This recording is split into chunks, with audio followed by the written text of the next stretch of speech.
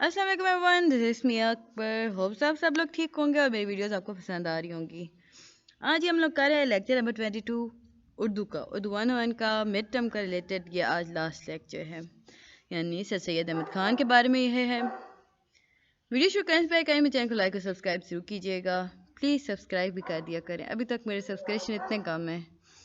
Views तो काफ़ी हो गए हैं, बट आप लोग सब सब्सक्राइब भी किया करें प्लीज़। ओके जी, आज हम सैयद अहमद खान के सवाना खाकी के बारे में बात करेंगे। सवाना खाका के बारे में, सैयद अहमद खान कौन थे, कहाँ पैदा हुए थे। ये आपके पास शॉर्ट क्वेश्चन भी बन सकता है, एमसीक्यूज भी आ सकता है और लॉन्ग भी। ये आपके इम्पोर्टेंट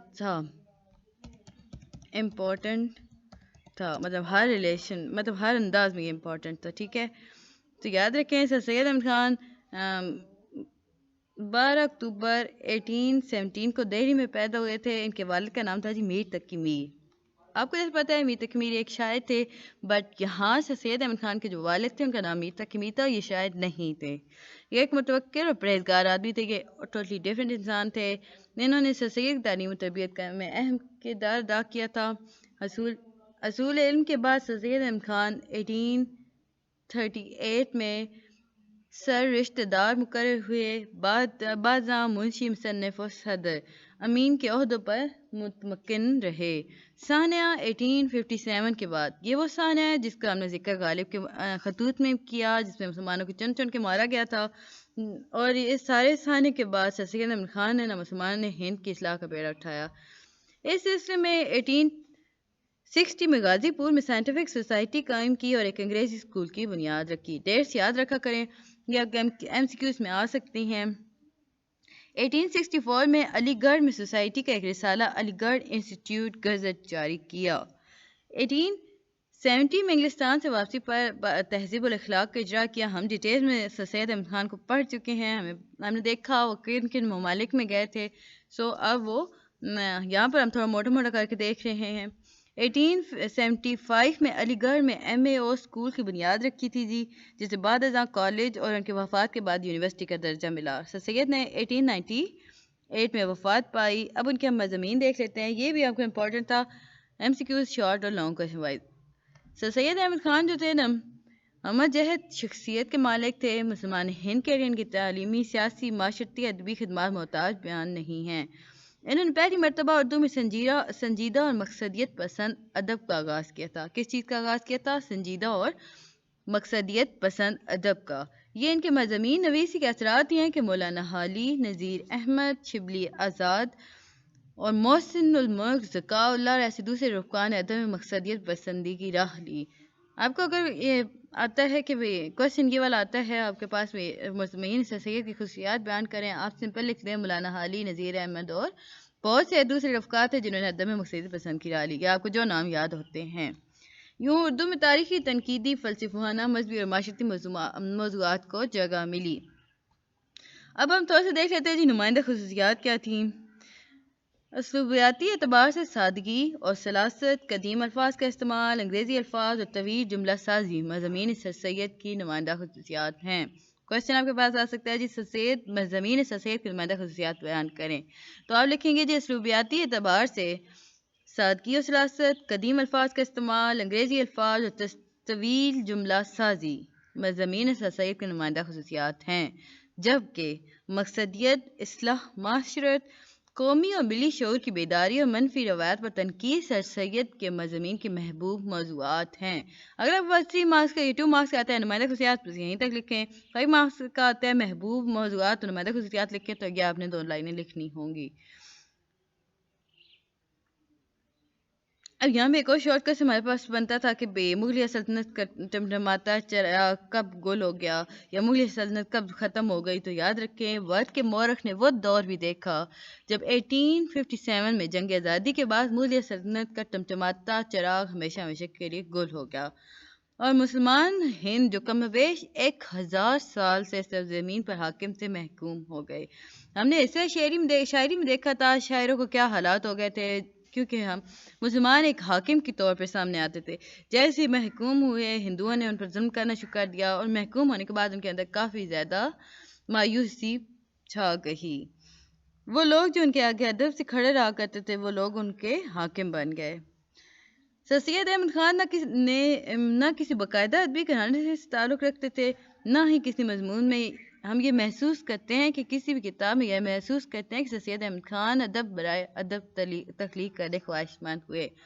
ہم نے بیک کی ویڈیوز میں پڑھا، آپ لوگوں نے اگر میری ویڈیو ساری سنی ہے تو آپ نے دیکھا ہوگا کہ وہاں پر بھی ایک وقت آیا تھا کہ ادب برائے ادب تخلیق ہونا شروع ہو گیا تھا۔ ارسطو کی تھیوری تھی کہ ادب کیا ہے، نقل برائے نقل۔ سر سید احمد خان کے ہم دیکھتے ہیں تو کہیں بھی ایسا نہیں تھا کہ ادب برائے ادب تھا، بلکہ وہ اپنی قوم کی اصلاح چاہتے تھے۔ جب انہوں نے عملی زندگی میں قدم رکھا 1838 میں تو تب انہیں اس وقت ہی یہ احساس ہو گیا تھا کہ یہ قوم زبوں حالی کا شکار ہے۔ یہ قوم روبہ زوال نہیں بلکہ زوال پا چکی ہے۔ روبہ و زوال نہیں مطلب وہ زوال کی طرف گامزن نہیں بلکہ زوال پا چکی ہے۔ 1857 کی جنگ کا ہنگامہ ہوا، اس کے بعد کیا ہوا تمام تاریخ کی کتابوں میں پاکستان کے حوالے سے لکھی گئی ہیں۔ کوئی بھی ایسی تاریخ کہ جس میں مسلمان ان کا تذکرہ ملتا ہے، اس میں دفتر اس بات پر سیاہ کیے جا چکے ہیں کہ اس وقت مسلمانوں کی کیا حالت تھی، یعنی مسلمانوں کی حالت بہت خراب تھی۔ جی آج ہم اگر پڑھ رہے ہیں نا علم و تعلیم پڑھ رہے ہیں تو سر سید احمد خان تعلیمی خدمات بغیر نصاب مکمل نہیں تھا۔ اب ہم دیکھتے ہیں جی، جب سر سید احمد خان نے کتابیں لکھنا شروع کیں تو یہ وہ دور تھا جب مسلمانوں کے حق میں آواز اٹھانا بھی مشکل تھا، بٹ سر سید نے ایک قدم بڑھایا۔ مگر اس وقت جب انہوں نے یہ بات کی تھی نا، یہ بدقسمتی سمجھ لیں کہ بدقسمتی کی بات ہے کہ اس طریقے کے نتیجے جو سر سید احمد خان نے اپنایا تھا نا، وہ سر سید احمد خان کے جنہیں آج ہم نظریہ پاکستان کا بانی بھی کہتے ہیں، آج ہم مملکت خداداد پاکستان کا حقیقی بانی بھی کہتے ہیں، وہ سر سید اس وقت مسلمانوں کے ہاتھوں ہی برے تصور کیے جانے لگے۔ مسلمان ان پر تنقید کی، انہیں حرف تنقید بنایا، ان پر طعن و تشنیع کی۔ کیوں کی تھی جی؟ کیونکہ مسلمانوں نے یہ تصور کر لیا تھا کہ شاید سر سید احمد خان انگریزوں کے ہرکارے بن گئے۔ اب سر سید نے کیا کیا تھا، ہم لوگوں نے پیچھے ڈیٹیل میں پڑھا کہ انہوں نے کہا تھا کہ مسلمانوں کو اپنے ماضی کو بھول کر آگے بڑھنا ہوگا، انہیں انگریزوں کی تعلیم حاصل کرنی ہوگی تاکہ وہ ترقی کر سکے۔ بٹ اس وقت جو مسلمان تھے ان کے نزدیک تھا کہ یہ تو سر سید احمد خان ایجنٹ ہیں انگریزوں کے، وہ مسلمانوں کو ان کے ورثے سے اصلاح کی روایت سے دور کرنا چاہتے ہیں، اس لیے وہ ان کی نہیں کر سکے، ان پر تنقید کیا کرتے تھے، حالانکہ سر سید چاہتے تھے کہ مسلمان ترقی کریں۔ اب سر سید جو تھے نا، انہوں نے کافی کوششیں کی جس کی وجہ سے انگریزوں میں مسلمانوں کے لیے جو پائی جانی نفرت تھی وہ کچھ کم ہو گئی۔ اب انہوں نے ایک رسالہ جاری کیا تھا جس کا نام تھا اسباب بغاوت ہند۔ اس رسالے میں انہوں نے ہر اسباب کا ذکر کیا جس کی وجہ سے یہ بغاوت ہند 1857 کا ہنگامہ ہوا تھا، جسے غالب نے غدر کہا تھا۔ تو اس میں انہیں پتہ چلا کہ انگریزوں کو پتہ چلا جی اس میں تو ہندوؤں کا بھی شمار ہے، ہندوؤں کا کام بھی ہے، سو وہ مسلمانوں سے کم نفرت کرنے لگے اور ہندوؤں پر اندر اعتماد ختم ہونا شروع ہوا انگریزوں کا۔ یوں سمجھ لیں کہ سر سید احمد خان کا یہ کام مسلمانوں کی راہ ہموار کرنے کی طرف پہلی قدم تھا یا پہلی سیڑھی تھی۔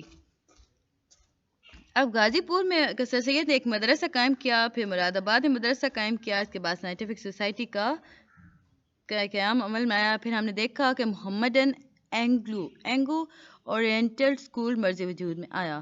انگلش اسکول کا نام تھا محمدن اینگلو اورینٹل اسکول مرز وجود میں آیا۔ بعد ازاں وہیں اسکول کالج بنا اور پھر وفات کے بعد اسی کالج کو یونیورسٹی کا درجہ دیا گیا۔ مسلم یونیورسٹی آف علی گڑھ نے دراصل پاکستان کی تحریک میں تحریک پاکستان میں ناقابل فراموش ادا کیا کردار، اور سر سید احمد خان نے تعلیمی خدمات مسلمانوں کی وقف کی تھیں۔ اگر صحافتی خدمات کی بات کی جائے تو تہذیب الاخلاق، علی گڑھ انسٹیٹیوٹ گزر اس کی بہترین مثالیں ہیں۔ اب اس میں جو مضامین تھے نا، ان مضامین نے نا صحافت کو ایک نیا راستہ دکھایا تھا، ایک ایسا راستہ جس میں وسعت پذیرائی کے امکانات تھے، جس میں مسلمان صحافیوں پر یہ واضح کیا کہ انہیں کس طریقہ کار سے، کس اسلوب سے اپنا کام جاری کرنا چاہیے۔ ہمارے پاس ایک شارٹ کوسچن آ گیا تھا، علی گڑھ انسٹیٹیوٹ گزر بالخصوص تہذیب اخلاق، یہ وہ رسائل ہیں جو ان کی ادبی خدمات کے حوالے سے زیر بحث آتے ہیں۔ وہ کون سے رسائل ہیں جو سر سید کے ادبی خیالات کی وجہ سے زیر بحث آتے ہیں؟ تو نام یاد رکھیے گا، علی گڑھ انسٹیٹیوٹ گزٹ اور بالخصوص تہذیب علی گڑھ، تہذیب الاخلاق، کیونکہ سر سید احمد خان کے تقریباً تمام تر مضامین اور مقالات انہی رسائل میں چھپے تھے۔ یعنی یہ دو رسائل کافی امپورٹنٹ تھے، سو آپ کو ان کا نام آنا چاہیے تھا۔ اب جی ہم لانگ کوسچن کی طرف آتے ہیں۔ مضمون کیا چیز ہے؟ اگر آپ سے آتا ہے نا مضمون کیا ہے، سر سید کے پوائنٹ آف ویو پہ مضمون کیا ہے یا سمپل مضمون کیا ہے، تو آپ یہ لکھ سکتے ہیں مضمون ایک بڑی دلچسپ صنف ہے، اس کی آج تک کوئی واضح کہ جامع تعریف نہیں کی جا سکتی۔ ہم یہ کہہ سکتے ہیں کہ ایک ایسی نثری تحریر جس میں افسانیت نہیں پائی جاتی بلکہ لاجیکلی یعنی منطقی انداز میں لکھنے والے اپنی بات کو بیان کرتا ہے۔ بہرحال مختلف جگہوں پر مختلف انداز مضمون کی تعریف ملتی ہے۔ اب ہم جی انسائکلوپیڈیا دیکھ لیتے ہیں۔ ادب کی ایک صنف کی حیثیت سے مضمون اوسط لمبائی کا ایک ایسا ادب پارہ ہے جو عموماً نثر میں ہوتا ہے اور اس میں سہل اور سرسری انداز میں کسی موضوع سے، اور سچ پوچھیے تو صرف اسی موضوع سے بحث کی جاتی ہے جو لکھنے والے کو متاثر کرتا ہے۔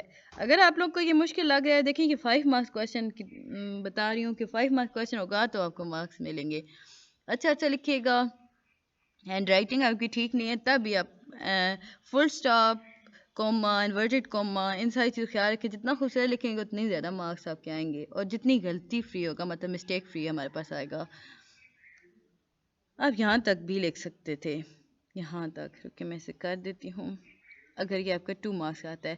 اگر آپ سے یہ یاد ہو جاتی ہے آپ کو یہ انسائکلوپیڈیا کی بات، تو یہ تو ویل اینڈ گڈ ہے، بلکہ بریلینٹ ہے۔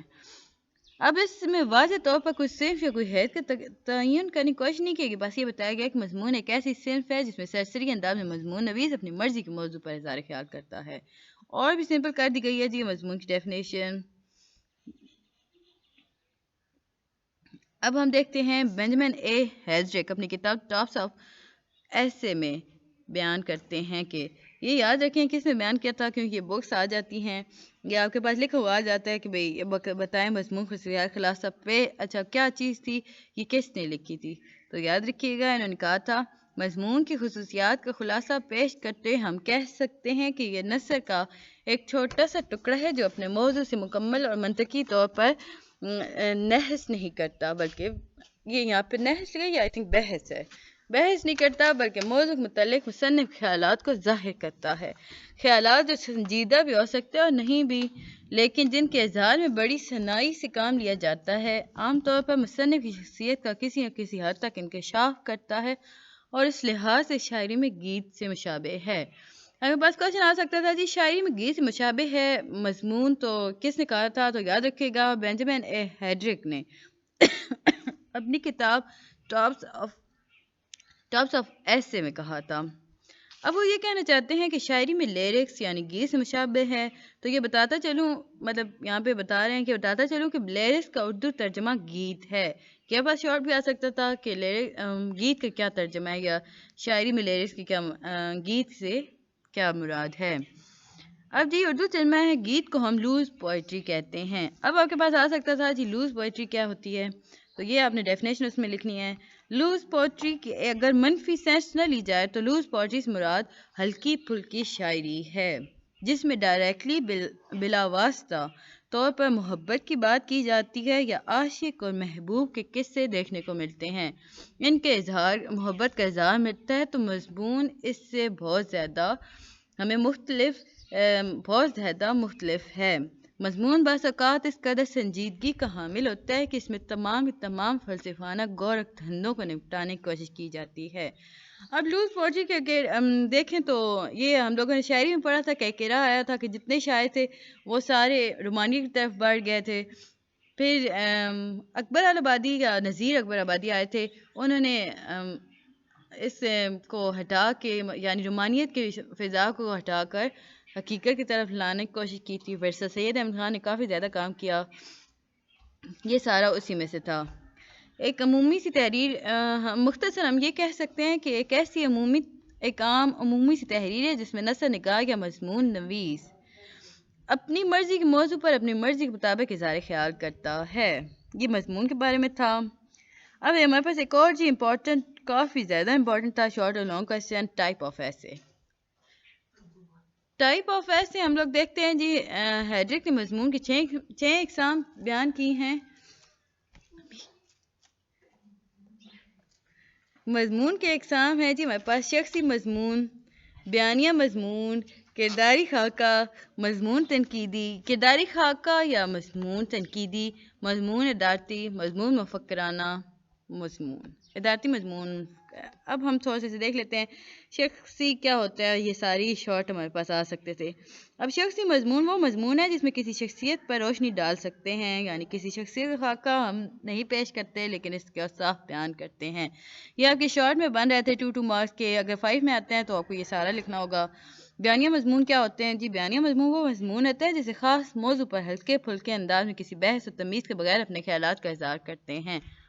اب کرداری خاکہ یا کرداری مضمون اس مضمون کو کہتے ہیں جس میں مضمون نویسی کسی شخصیت کا سراپا پیش کرتا ہے، مضمون نویس جو ہوتا ہے نا وہ کسی شخصیت کا سراپا پیش کرتا ہے، اس کی کرداری خصوصیات پر روشنی ڈالتا ہے اور اس کا مکمل خاکہ وہ اتنا زیادہ ہے تو اس کی بیان کرتا ہے کہ اس کا مکمل خاکہ ہمارے ذہن میں آ جاتا ہے۔ اب تنقیدی مضمون کیا ہوتا ہے جی؟ وہ مضمون جس میں بات کا کسی موضوع کا تجزیہ کیا جاتا ہے، یعنی اس کے مصائب و محاسن و مصائب پہ روشنی ڈالی جاتی ہے، اس کی تشریح و تذیع کی جاتی ہے، اس پہ وضاحت ہو سکتی ہے۔ توضیح و تشریح وضاحت یعنی اس کو آسان الفاظ میں پیش کرنا، کسی مشکل موضوع کو آسان روی سے بیان کرنا تنقیدی مضمون کہلاتا ہے۔ ہم جی ادارتی مضمون دیکھ لیتے ہیں۔ ٹپیکل صحافتی چیز ہوتی ہے جس میں ایک اداریہ لکھا جاتا ہے، اور ہم دیکھتے ہیں کہ یا آپ بھی جانتے ہیں کہ اخبارات کے شروع میں ہی اداریہ ہوتا ہے جسے مدیر اخبار کا اپنے خیالات کا اظہار کرتا ہے، اسے ہم ادارتی مضمون کہتے ہیں۔ مفکرانہ مضمون یہ وہ مضمون ہے جس میں فلسفہ حیات سے بات کی ہوتی ہے، جس میں فلسفے کے گوہر دھندے سمیٹنے یا نپٹانے کی کوشش کی جاتی ہے۔ یاد رکھیں مفکرانہ مضمون بہت خاص سے گہرے نوعیت کے ہوتے ہیں، انہیں سمجھنا اتنا آسان نہیں ہوتا، اس کی دلچسپی اس موضوع سے نہ ہو پڑنے مگر اتنا مشکل ہو جاتا ہے، اگر کسی انسان کو اس میں دلچسپی نہیں ہے تو وہ اسے سمجھ ہی نہیں سکتا۔ اب جی ہم دیکھ لیتے ہیں ایک اور ہمارے پاس مضمون تھا سائنسی مضمون۔